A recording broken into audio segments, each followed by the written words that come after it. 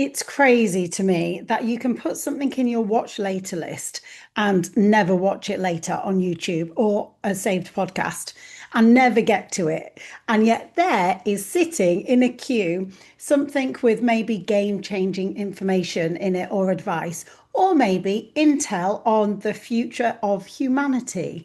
And that's what happened with the Diary of a CEO AI debate, which was out a couple of weeks ago. This is currently May 2025.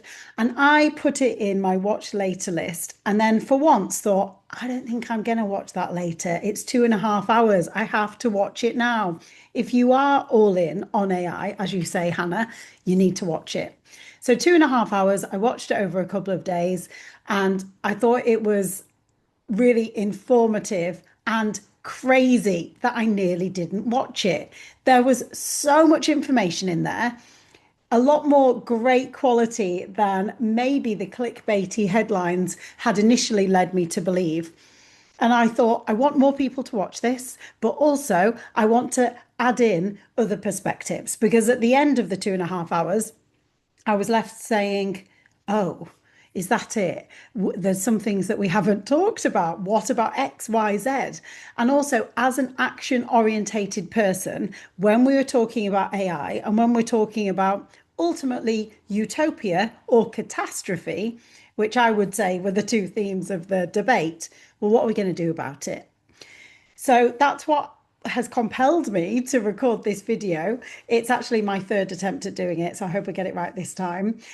So, yeah, briefly, why me? Why am I saying anything about it? Well, I got into AI about 2 or 3 years ago. I had taken a career break from a job in digital and e-commerce. I've worked in that industry in FMCG for 20 years.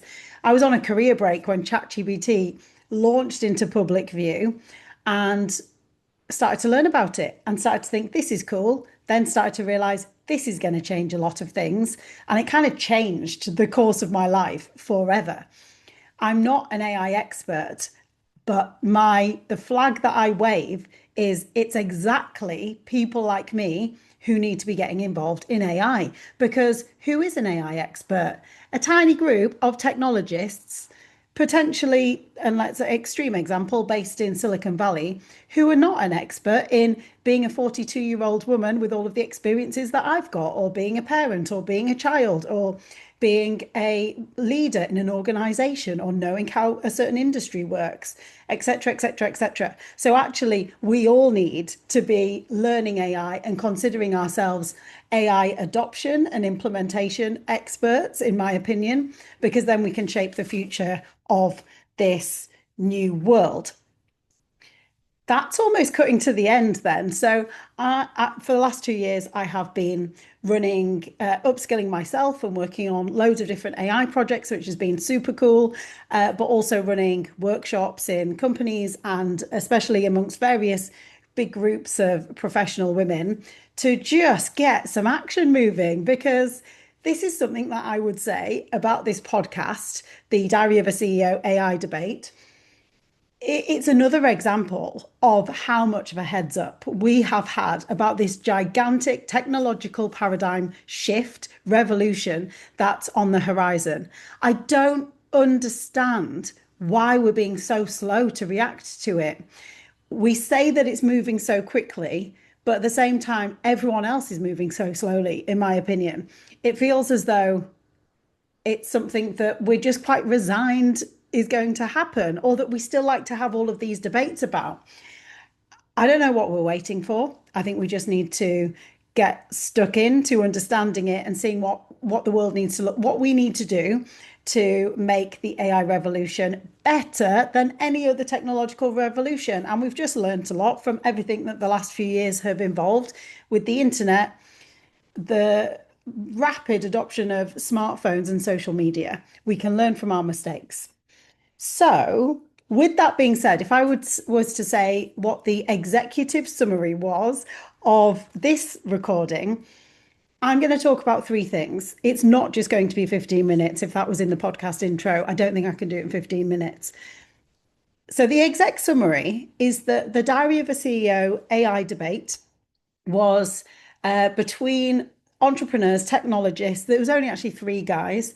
And I would say that they really talked about what a utopia world could look like and all of the benefits AI can bring, which I'll go into more detail about. And then there was also this contrasting end of the world scenario, just a really a catastrophic, devastating image of what the world could look like. And neither of them, having done loads of research and reading from my point of view, none of them is something that you'd roll your eyes at. They actually, none of them were being unrealistic. Everyone was basing their point of view on research or knowledge or experience or looking at where potentially trends will go. So an executive summary of this podcast here is that I will go through what those factors were that were creating utopia, that the factors that would create a catastrophe. I'm then going to talk about the outstanding topics that at the end of the episode I thought, what about this? Can we talk about this more? Now, you can't get through every single topic when it comes to AI. So I'm not saying that that was their promise, but certainly that's something that I would like everybody to come back and listen to for the next episode, or what they can maybe include in the next episode, considering it's such a big platform. So I'm pretty sure Stephen and the team will listen to this. And then the final bit is around action. What is the point of us all just talking about this when there's something so significant as the future of humanity? Do we want utopia or do we want devastation? What are we going to do about it? So the final bit is going to be on action. And this is straightforward. It's not going to be too much of a taxing to-do list, but I am going to talk about what you and me, the average person, can do. And this is from my perspective, which is, and I would say I'm a high agency person, actually.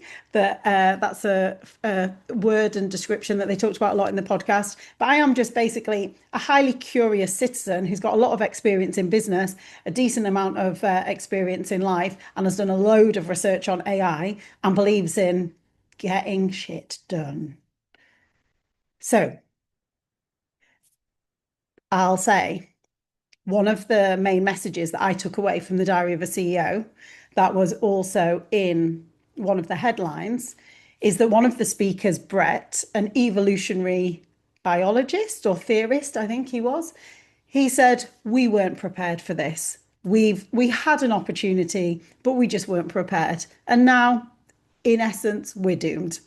And a few days later, which was kind of had me a bit, I was a bit annoyed because I don't believe we are. I absolutely do not believe that we cannot get our hands stuck into the AI revolution now and shape it the way we want it we want it to look. But a few days later, I watched a YouTube video, a TED Talk with Eric Schmidt, the previous CEO of Google. And similar vein around loads of positives, loads of dangers. But he said, I think we've got 5 years. And I'm in his camp. So, as far as I'm concerned, this is where we begin our 5 year critical path and project to utopia. So, I will summarize what I believe were the top points from the AI debate from Diary of a CEO that featured Daniel Priestley, the entrepreneur, author of Key Person of Influence, Amjad Masad, who's the founder of Replit, an AI powered website builder. Or agent, you might call it. Stephen Bartlett was hosting and also obviously involved in the discussion. And Brett Weinstein, who was, I'm sorry, that might be Weinstein, who was, I believe, a professor, but he's the evolutionary theorist. And they certainly had a real balance between them of a lot of optimism and huge amounts of concern. So let's talk about utopia in the world of AI. These are the things that they talked about. These are all things that I would say, after several years of doing a load of reading, being to Silicon Valley, done some work in this space, I would say all of these are absolutely the case. We could evidence each of these points. Number one, utopia, healthcare.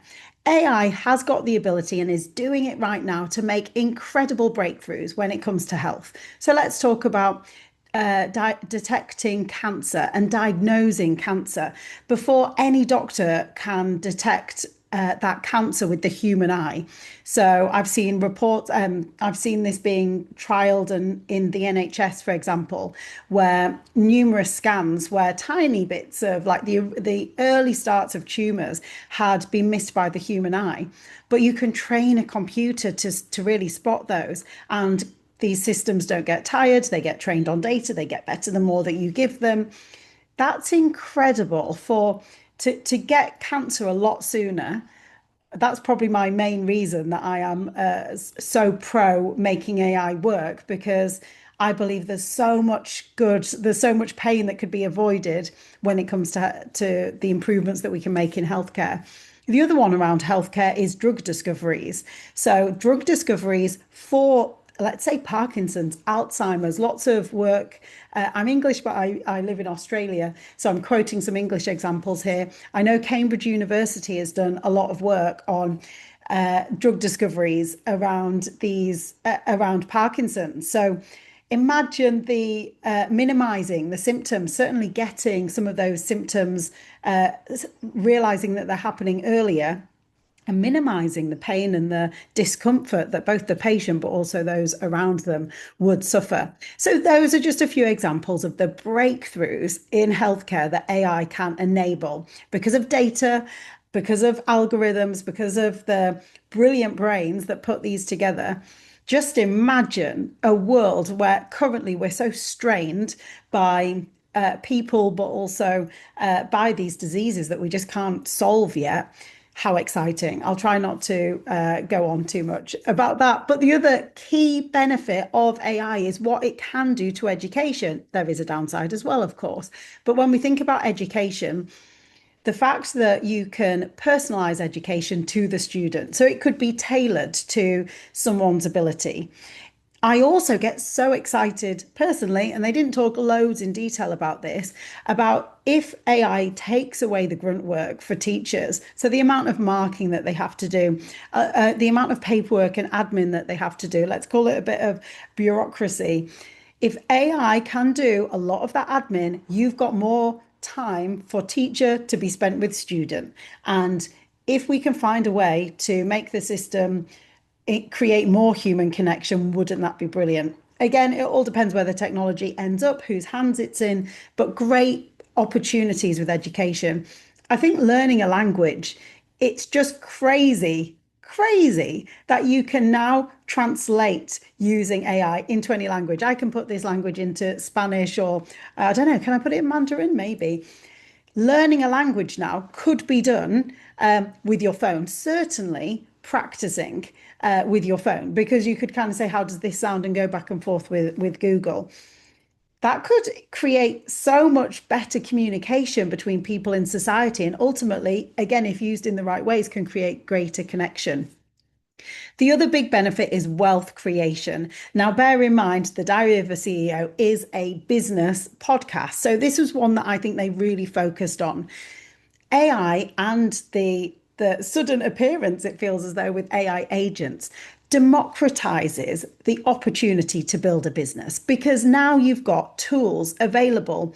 So many of them are free. Again, there's always a downside to these. Why are they free? Where does the data go, etc. But let's just say for $20 a month, you might have an AI tool, and anybody might be able to build a website and a business in a way that has never been able to be done before. So this idea about wealth creation was something that the team got really excited about. If you are entrepreneurialism, but you've got no connections, no capital, maybe you haven't had loads of experience in that space, but you are curious, then you can build a website, an app, a business, and make money from your room, laptop, internet connection.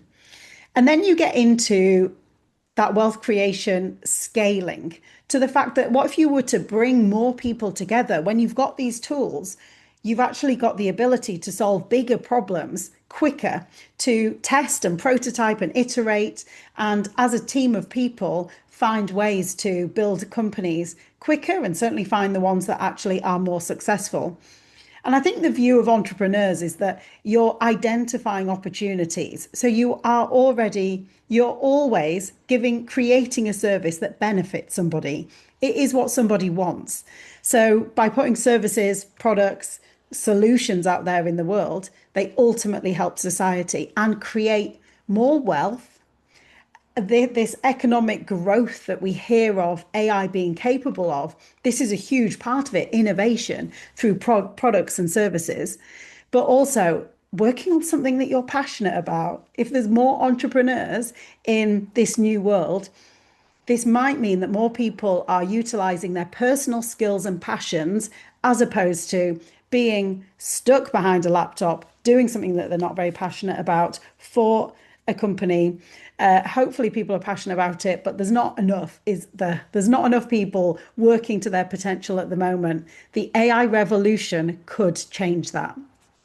And by the way, it might mean that people carry on working for companies, but there's more ability for these side hustles to actually be created. And if that sparks someone's curiosity as well as then makes money, isn't that brilliant? So when it comes to AI agents as well, there was an example in the Diary of a CEO of one in action. So actually the show opened up with Stephen saying, I've got some water arriving. So you kind of assume that that's going to be Uber Eats or something. And Stephen said, I did this with an agent. I haven't had anything to do with this. I just gave an instruction to my AI agent and said, oh, I haven't got any refreshments for my guests. Can you get XYZ? And the agent went off as if it was using, as if it was Stephen, but Stephen had no manual work to do in this, and went online, found the best app to use, because it's all using your phone and your software, and it's got all of your information on there, the same as if you and I were just ordering something on one of these food apps. It had the bank details, it had the address about where they were. So it ordered the water, and Stephen didn't have to do anything on this. He just gave the initial instruction and in the settings said, is this okay to go ahead? And the water arrived by your normal delivery driver. And that was the first time that really Stephen had to do anything, just meet the delivery driver. Some of that might feel quite insane, but I think when we think about how it was before the days of all of the apps like the DoorDashes and the Uber Eats and the Deliveroos, and really they exploded over the pandemic. It would have been quite crazy to think that we didn't have to ring a takeaway place, that actually we could order something and we could have a stir fry at the door within 15 minutes. I mean, it is pretty incredible. So that use of AI agents, I think we can easily get our heads round. And when we fear AI, and certainly the idea of AI agents, it's a lot less scary if you think that you're on the way home from work and a bit like a voice note, you say, I haven't got my supermarket shopping. Can you just go and get my normal supermarket shop? Can you do my weekly shop? Actually, I really want a Mexican on Friday. So can you add in these ingredients? Make sure you get the best promotions for me, blah, blah, blah. And it's basically a mini little robot, a little bit of software going, got you. You've given me an instruction. I'm going to do the hard work for you. And rather than it being a person touching buttons, it's almost, I imagine it to be like almost a little robot inside your screen doing the whole actions. And you could probably almost watch your cursor if you're on a laptop, go and click all of the items, put them in the basket, etc. So the ideas around what AI agents could do that could be incredibly useful generated a lot of excitement in the Diary of a CEO, in amongst some of them. And I think that entrepreneurial idea about let's get thinking about what we can do with this technology. So I think those business-minded people that often think about problems, people who think about how they can solve a problem, those with a great big imagination, anybody that has got something that they just care about and are really interested in, I would really like to set up a beach volleyball club. I've never done that before. Where would I start? You could do that really easily on your laptop. I got that example from ChatGPT, by the way, who made a lot of money from her her volleyball club. So this idea about the democratization of opportunity was a real solid theme in the AI debate. Anybody could, with some agency, with some initiative, in theory, could now make money in a way that they didn't need to before. Not necessarily not having to go to university to get capital to live in Silicon Valley. Actually, you can do almost just as much as so many of those people now. Now we've got access to so many different apps and so much capability, so much infinite intelligence from AI. I am blown away every single day with what can be created and what's becoming available. There was this conversation, there was this idea that high agency people will be the people that really win. There's obviously a downside of that. What if you're not high agency? But then it was talking about how technology could also lead to great things that would involve problems that we've got at the moment. So if it comes to food shortages, they didn't really talk about energy consumption that much. But that's something that I would add in when you think about these high agency people that they did talk about solving big problems. Well, what does that actually mean?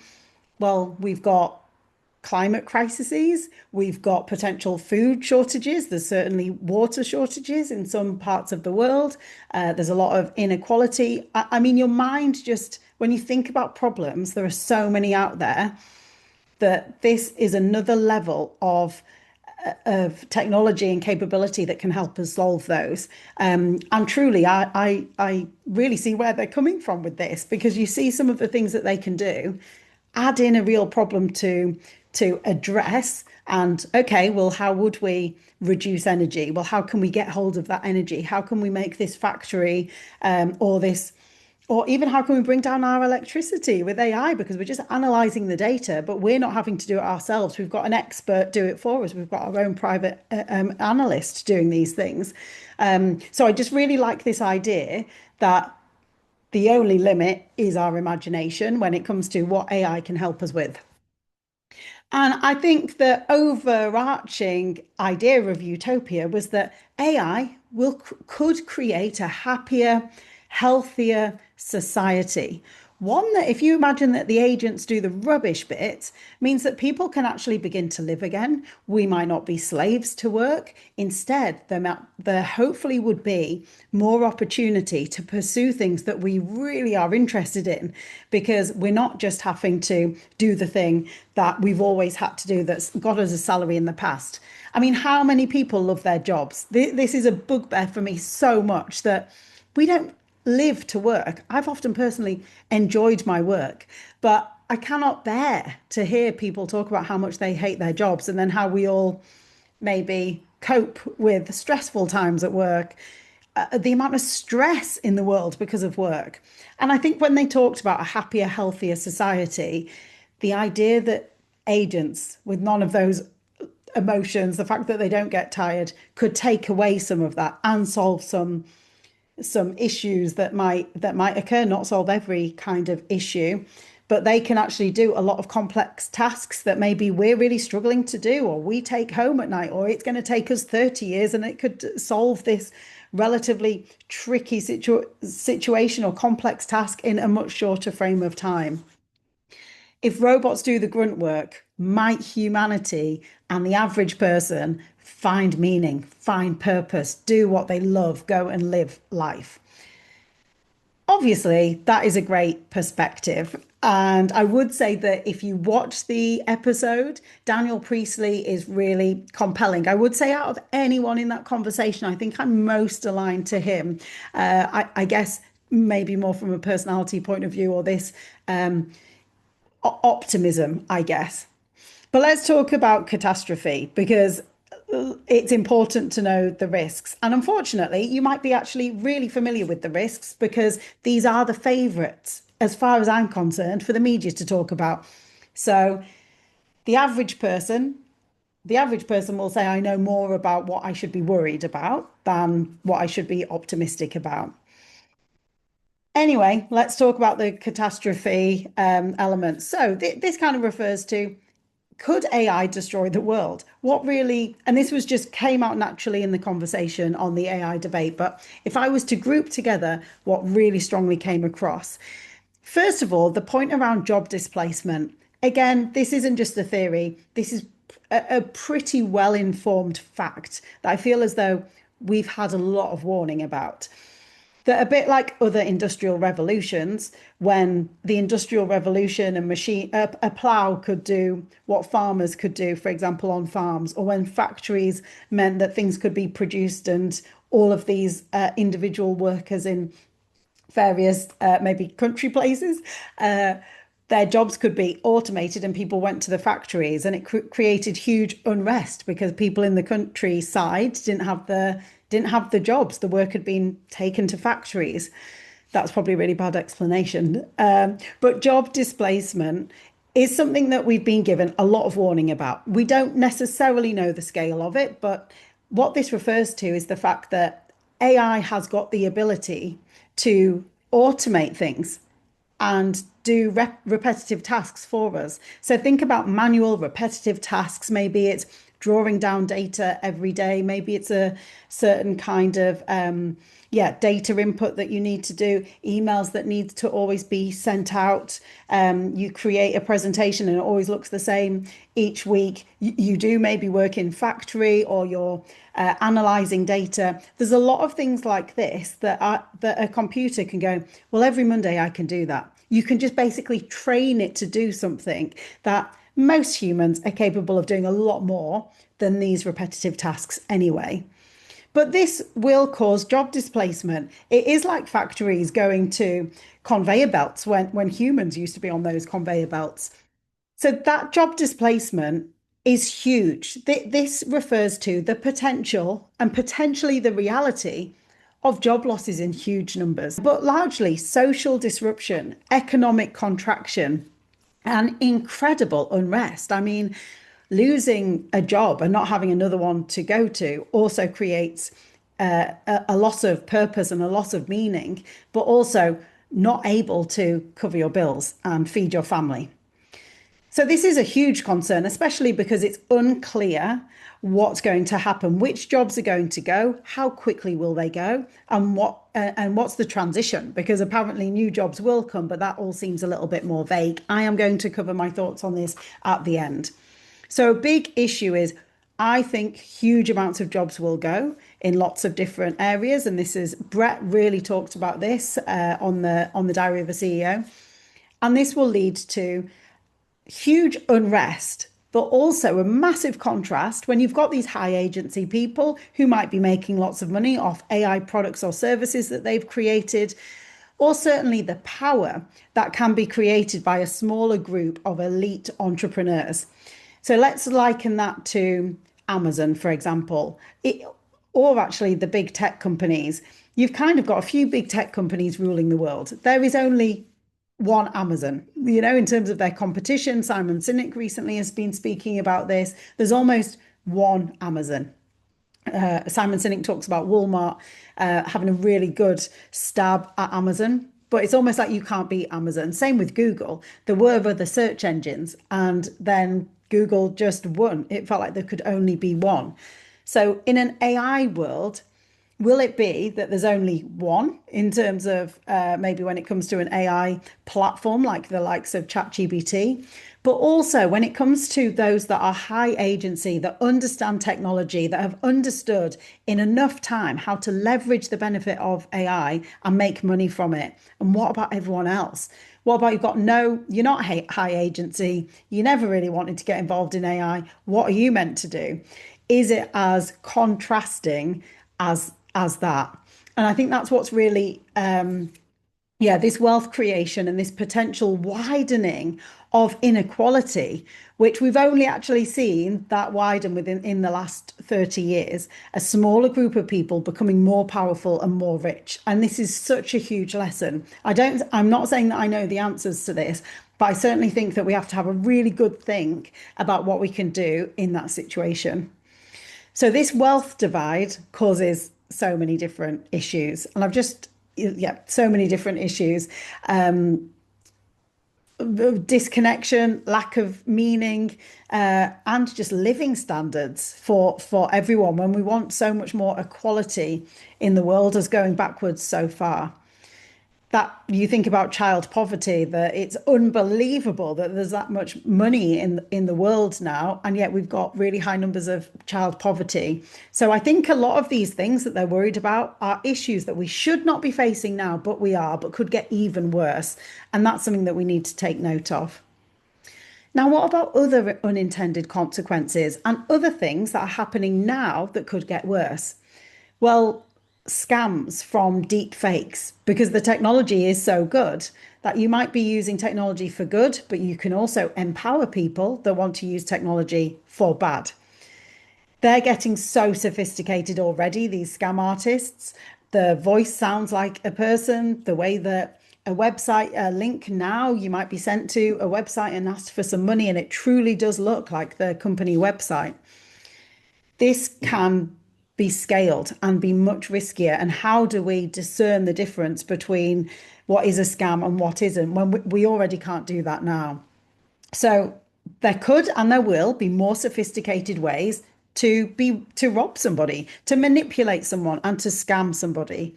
Huge, not just a risk, but something that we have to act on. That also links to the thing that scares me the most: autonomous weapons. What happens when it comes to war? What happens when it comes to conflict? As you can tell, as I'm about to say, I am a diehard optimist, and I listened to Gary Vee recently talk about this and say there's so much fear around AI. But remember, we've had nuclear weapons for, is it 1970 or so? We've had nuclear weapons for all these years. But humanity, don't underestimate humanity. People don't really want to blow up other people, but we're very worried about it. So even though it's capable of doing a lot of evil, there maybe aren't as many evil people out there with evil intentions, or that evil intentions as we think. Sorry, you just have to go down the optimistic route. However, let's say AI and what can happen, AI being involved in warfare. And that really links to what happens if you can't stop an AI, something that's been trained to do something autonomously. At what point can you stop it? So, something that came across really strongly was this point that we have already moved into a different era where we're talking about complex systems. And it was really stressed in this conversation that we don't realize that we've already crossed over a boundary. These are complex systems that do unpredictable things that humans, engineers, don't always understand.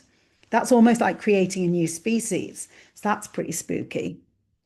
They talked about these machines potentially self-correcting themselves. Now, I might be wrong here, but taking an educated guess, thinking that maybe the clue's in the name, what if they're given a task and first of all, they just pursue it regardless of what any of the consequences are because they've only been given a task. They're a robot. They haven't got any values, no offense, robots, but they haven't got any life experience or a feeling of like an idea of what right or wrong is. They've been trained to fulfill a task. But they could do that without any regard for who they kill or what they do in the process. You know, you told me to get as much water as I could get, so I drained the ocean. I think that's an example that's been talked about. What happens if they self-correct and they just realize that they need to survive? And what they need to do is do anything that they can do to train themselves to make sure that you don't shut them down. And this isn't an unrealistic or out of the imagination. This isn't the wildest of dreams. These things are already happening. Sorry, some of these things are happening now. Some of these machines are already, apparently there was something with Anthropic the other day where the AI tried to blackmail the engineer.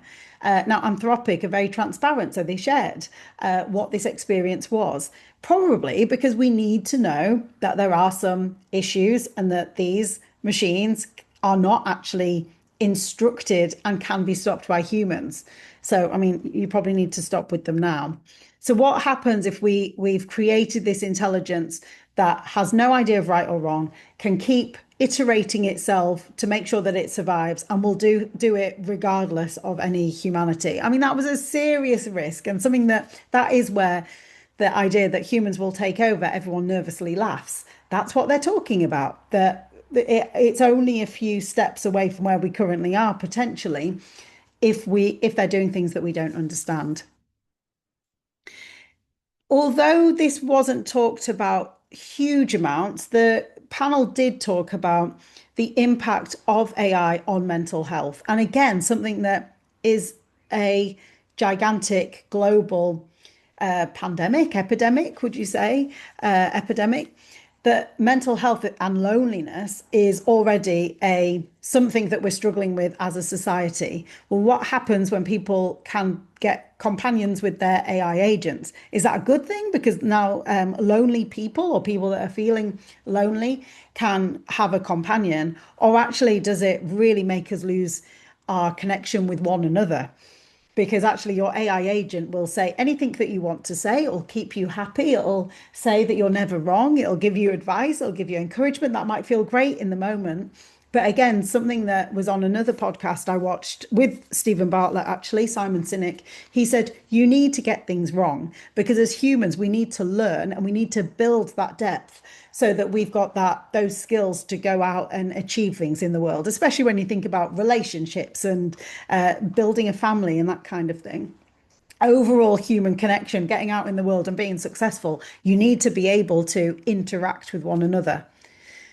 So, what could happen to society and our connections with one another and our ability or inability to communicate, connect, maybe trust other humans because we might begin to rely too much on AI? And all of this was under this idea, under this veil of speed and scale. All of this stuff could happen so quickly and at a scale that we kind of can't control that there is no stopping it. There is no moment to think. Whether that is the catastrophe, which no one wants, but certainly we're almost already trying to catch up to, or the utopia, it's already moving at a pace that probably nothing else has ever moved at that kind of velocity. I might have missed some points out. I would recommend watching this episode. I think they all have a balanced conversation, and they use some really interesting analogies as well, talking about imagine if you don't have a meaning, how much do you need meaning? Just things that you could relate to in various ways. So that's definitely why I'd say watch it for the cat analogy and for the other perspectives that are given, because they, coming from education and academia, coming from Silicon Valley, coming from entrepreneurialism. But of course, they were all men. I don't know if it's a more male dominated from a listener point of view show. I'm guessing, I bet you any money it's about 70-30, maybe more. I'd be interested to know. So obviously it wasn't a varied debate. There weren't any women there. And also there were a few things that I thought, what about this? So here are some of the things that I would like either included in that next one, or I think that we need to keep talking about and thinking about how we're going to act about these things. Number one was the environment. AI does use huge amounts of energy. I think this was referred to in the AI debate, but let's just talk about that a little bit more. Because again, I watched a very powerful interview with someone called Karen Hao a few days after the original Diary of a CEO debate. And she talked about the fact that there is almost this perception that the issue around the amount of energy that AI uses and the fact that we're already in a climate crisis, the belief from the technologists or from the AI companies is that this impact on the environment is a PR crisis. So more let's manage the PR story there than actually face into what we're doing to the planet and what we're going to do to counteract it. So data centers are the compute that powers AI, and they require a lot of water. And when you look at the plans for data centers, they're absolutely gigantic. They're being built in almost every country, but I've seen huge plots of land, huge buildings, huge data centers being built in the US, in London, every country really with a decent with focus on AI strategy are building data centers, which require huge amounts of power, huge amounts of water. We're already using too much power. We already don't have enough. So then you start getting into burning fossil fuels, etc. But the water shortage was the bit that got me. There are already water shortages in some countries, and sometimes these data centers are being built in those spaces. So, something to discuss is rather than us only relying on the fact that AI will help us with the climate challenge, we probably need to think, do we think we've got enough in the AI toolkit, in the AI capability, in the plans for where we can take AI? Have we got some realistic solutions or a vision that can realistically take some of this impact down? So large language models, what about more small language models that don't use as much energy? Some of the companies, AI companies, are already building these and offering these. What are we going to do about it? Otherwise, this is based on a promise that we'll keep going with AI because we believe and we're being told that AI, we can only solve the climate issue with AI. But maybe more conversations need to happen there. A little bit like affordable housing. If you are building new housing in many main cities, you need a proportion of that to be affordable housing. So my thinking is if you're building an AI company, you're promised to the planet that you only get to build a data center if you've also got a wind farm next to it. I don't know. I'm not an environmentalist, but what are we going to do about it? Let's not just kind of go, oh yeah, there's a water shortage and think that they're two separate problems. They're the same problem. The other one was about responsible AI. So when you think about the issues, some of which were covered, most of them were covered there. What about the fact that many companies are already building based around the principles of responsible AI? And for you and me, as a consumer of AI, potentially as a client of these tech companies, we could and should be choosing those organizations that are based on responsible AI. I know that if we knew the organizations that were more overtly, we'd probably only want to be using responsible AI. Responsible AI, by the way, is an ethical framework based on how AI models are, how they're designed, how they're built, how they're tested, how they're trained before they're released to the world.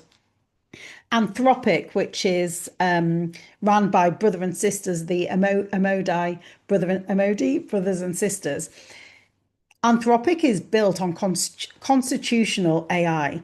And what this refers to is rather than humans testing, based on their own biases as well, the results of an AI model, they've actually got a constitution to test the results of their AI models against. And what responsible AI, ethical AI, and this example, constitutional AI, comprises of is a focus on transparency, explainability, fairness. So the data, the output that comes out, it's a fair result, it's not bias, trustworthiness. So again, getting to the point where you're only releasing these products where you've actually followed all of these principles and you can say, we believe this is transparent, we can explain the results. It's not this black box that, oh yeah, sometimes AI models do these really weird things. In fact, on that, when we were doing the caricature challenge, no, the action figure challenge, really randomly, my action figure came out with a gun completely off its own accord. Now, when I think about how it did that, my brand, if you like, Fire and Forte and Fire Up skills means that I'd asked for a mug that had a flame on it, maybe something else that said Fire Up on it. And it must have got confused and put a gun in there. And I think it had some ammunition as well. That is wild. That just shows you that that there has not been that this could go to anybody, by the way. A child could be playing on this and it could just randomly give them some guns in a game that they've asked it to create, perhaps. But this demonstrates that the data that's gone in there is probably action figures, maybe the male action figures, the ones that are going to war, the ones that are fighting. And there's no kind of guardrails about, right, let's go through all of these checkpoints. Let's make sure there are no weapons that go into our model. Somehow those haven't come out. Or somehow, if it's all being created in America, guns are actually okay. But for me, over here in Australia, getting a gun is absolutely not okay in my action figure. But imagine if a child was, that just kind of shows the kind of things that can happen that are completely, well, very difficult to explain. So I think that really links to the fact that the other things that need to be talked about is these machines are not yet necessarily ready for us to completely trust them. They hallucinate, they're a bit random, they get things wrong. Once you're using AI a lot, you often notice this and you pick up these skills to question it, challenge it, check citations.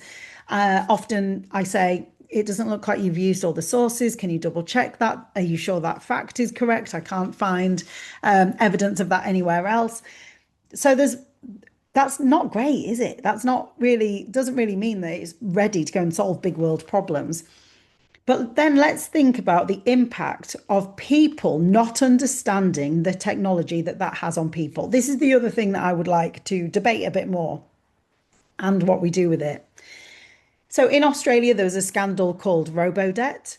I would say it has some similarities with the post office scandal in the UK, where both of these were businesses or governments that relied on some technology and the output of the technology to then go out to people, in the example of Robodebt, go out to people that had been paid benefits and say, we've overpaid you.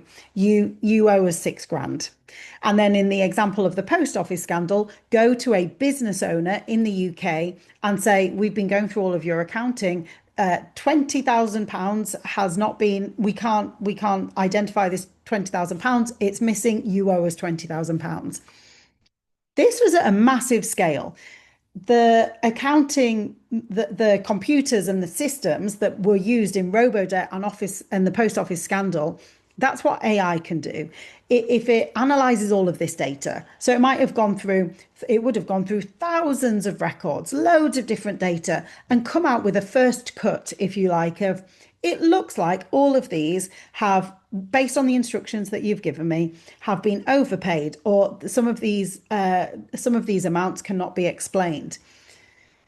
And it looks as though almost immediately, without question, letters went to people. And this has caused such horrendous impact on individuals.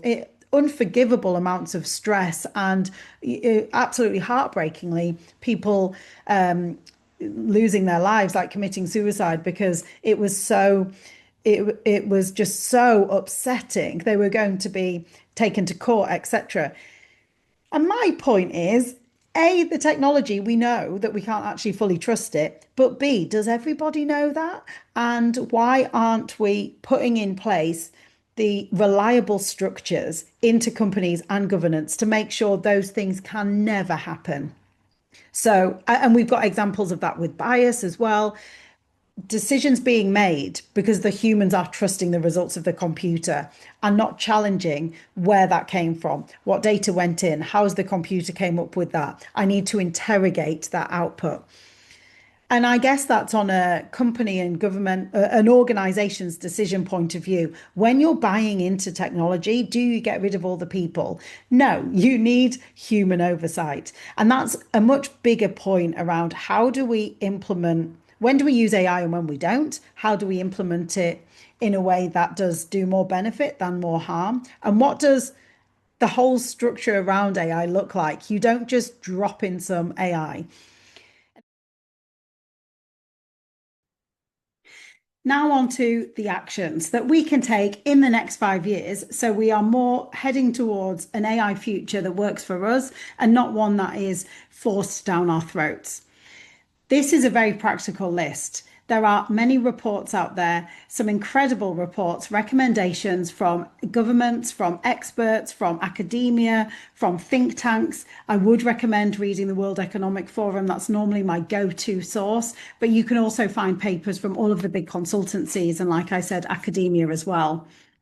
I personally end up finding myself thinking, who's going to take that action? As if I am in a project meeting, who is it being allocated to? We've got these brilliant big recommendations that governments should and societies should and companies should.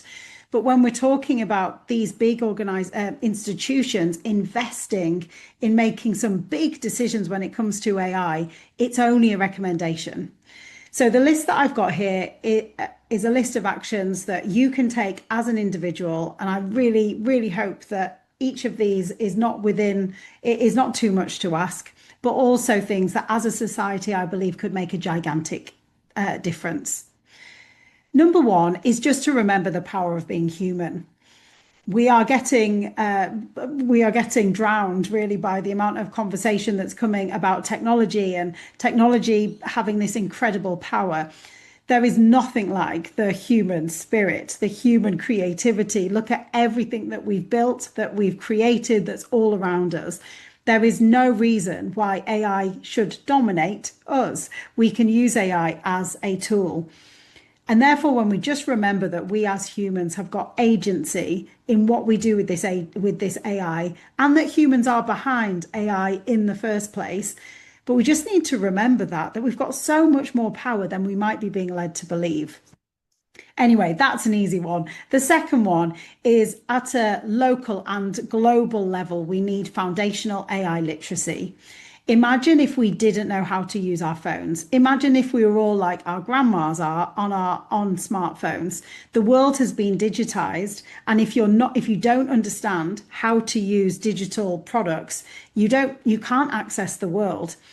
You can't make appointments, all of the day-to-day things that you need to do and use your phone or laptop to do. AI literacy is essential. At the moment, might be really unclear whose responsibility it is or how to actually do it. I don't think there's anything stopping you as an individual or you as a leader arranging for training around AI literacy. To me, AI literacy begins with downloading a well-known app, whether that be ChatGPT or Claude or Gemini. They're free to download and becoming just a little bit familiar with what these things are. You don't need to do anything too questionable. No personal data goes in there. You can ask it to help you arrange a holiday that you've been wanting to go on, just to get an idea about what the fuss is about. Ask it a question about history, something that you're really interested in. So hands on the tools is something that we can do right now and get into a bit of a habit of practicing so you genuinely can have some first-hand experience of what people are talking about. But AI literacy is also having a basic level understanding of how it works. I don't believe everyone needs to be a data scientist. There's no need for that. But I do recommend that you get a basic understanding that behind these AI machines are data, getting an idea about what data actually is, and getting an understanding that behind an AI app is a model and a system. It's not very complicated. Most of the most introduction to AI courses do these. I know in my workshop we work in our workshops, we talk about this, but certainly if you're learning AI in your community, make sure that if it's not covered, you're asking that question, how does this work? Because we do need to understand it in the same way that back when Facebook launched, it would have been great if we could understand, is there anywhere else that these pictures could go? Is there any rules around who opens an account?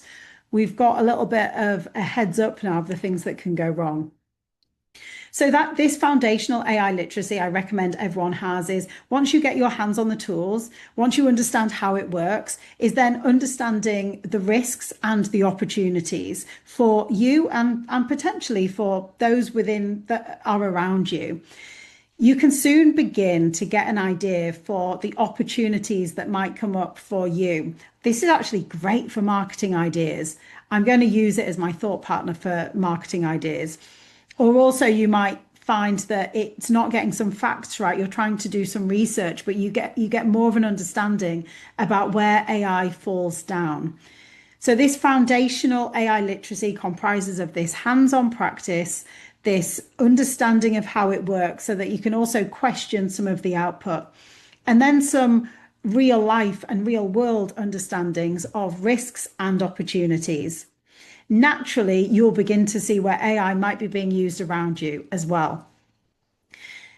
Now, I'll add on to that point, but I will say that it's point number 3 is make sure that you are building knowledge of AI. none of us will be able to protect ourselves or move forward in this world without genuine and correct knowledge on AI. You don't need to read every article, but I would suggest that you find some trusted reading materials or some way that you like to learn to make sure that you're getting an understanding of AI. You don't need to keep up to speed with every development. But the more that you get used to hearing some of the conversations that they might have on the news, the more that actually you watch some documentaries, for example, or listen to some interviews, the more that you can discern where this is all going and what to believe and what not to. I don't want this to sound too arduous, but I also don't want everyone to think that the headlines that we see are fact. Maybe no one believes that anyway, but at the moment, a lot of headlines are being taken from the tech leaders of this world, from Sam Altman, the leader of OpenAI, from Elon Musk, from many of these tech leaders. And these are generating huge headlines that are capturing huge numbers of eyeballs, and they're getting incredibly dramatic. Anything around, humanity will be over until 2030, all of those kinds of things we hear. However, a lot of the time when you scratch the surface, these articles have not got much evidence behind them. And actually, when you realize that it's the CEO of a tech company saying that, there's no contrast to that debate, and there's probably someone with huge experience in the area that could give a totally different perspective. So I'm afraid this one feels a little bit more like hard work, but the main thing is being conscious and aware of AI, because the more that actually you just keep a broad understanding of this area, that actually you might not believe in AI. And to be honest, that's even more reason just to kind of go, apparently these things are working and these things aren't. It means that you can have informed discussions and take informed, educated action. So the fourth one is, ideally, we take responsibility in whatever area that we are in, where we need to take responsibility, which is within our lives. So let's think about every leader in an organization. Everyone needs to think, what does AI mean to my team, to my business, to those around me? And take responsibility. And that could be if you're a leader of a local business, of a local community, but certainly government leaders and anyone that's looking after people, education, all of these huge areas that comprise of society. We all have responsibilities in some kind of context. So whatever your context is, what is the responsibility that you can and should take? And there are at least two things that I would suggest. You need an AI policy. You need to ensure that what are the rules around how you guys, if you're in a business, how do you use AI? How do you not use AI? Just very basic, if you haven't got that already, to make sure that the company has got some kind of guardrails. And then from a strategic point of view, how are you going to explore AI? Do you think you're ready to look into AI? Should you at least form a group that are discussing the options in AI to make sure that you understand when AI might be relevant, when it might be relevant to build into your strategy? And then this comes into a defense strategy. Are you prepared for some of the risks that will come from the outside world that AI is accelerating? So I would say every business and government needs a defense strategy to AI. How do we discern what's going on out there and protect ourselves or our customers from these AI, whether they are attacks or IP that's being taken and used elsewhere because of AI? Unfortunately, that is part of what this world does require. So this area of taking responsibility for the network that you've got around you, for the leadership that you've got in your life or in your business, is around having a strategic approach and also thinking about the kind of structures that you might need. Have you got some checkpoints in place that if you're testing and playing around with AI, which I really, really hope there are some organized plans to make sure that people are seeing what it can do, what it can actually contribute to a business's growth and future, but also what are the structures to make sure if you are using AI, making sure that it doesn't leave the door without humans checking, and the rigor that's required around using AI in your company when you've got customers, when you've got patients. I'm covering this so lightly, but it has to be on the to-do list. What is our strategy? What structures and frameworks and protections have we got in place? This cannot be at the bottom of the list. You'll only regret it. There's some serious talk. Now, the next point is around succession planning. If you're in a business, this means that hopefully you're doing this every year anyway. What are we doing with our talent? Who's moving in the next few years? Well, now succession planning needs to happen potentially on a much bigger scale. If you're in an organization, what departments might be impacted by AI? Are you thinking, no, we don't think we're going to buy into AI now, but we do plan to next year, and we think that actually these admin roles might be at risk?